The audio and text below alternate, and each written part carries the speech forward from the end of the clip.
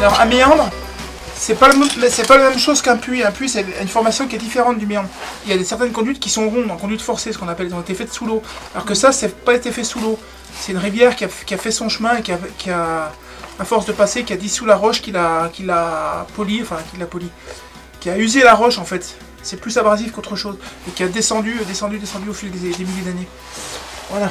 On avance. Il est là. Olivier. Wouhou. Olivier.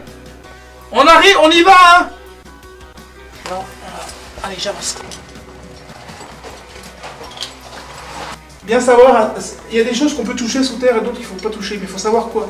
Et si tu sais pas, tu avances comme un éléphant et tu casses tout. C'est dommage. Alors il y a des gros fossiles, toujours ces grosses moules là. Elle est beau ici là. Si le calcaire continue à reculer, parce qu'il est rongé par l'eau, la coquille elle va tomber au final, elle va se retrouver par terre.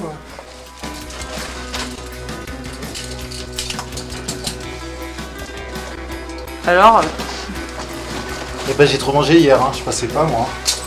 Je fais un peu de dynamitage. Sous terre, c'est des gens qui n'ont pas forcément besoin de briller ou de se montrer.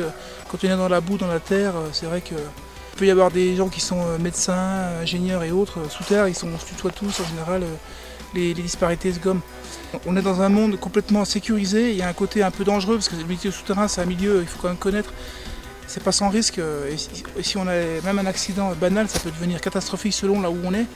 C'est le contact avec la nature, vraiment à l'état brut, quoi. La roche brute, ça peut être aussi l'attrait pour les concrétions, tout ce qui est esthétique. Le côté sportif qui peut être intéressant aussi, moi c'est pas ce qui m'a attiré personnellement, c'est plus le côté esthétique. Le côté sonore aussi, il y a certaines cavités avec des super résonances, on peut faire des chansons, ou jouer de la musique ou n'importe, il y a un côté...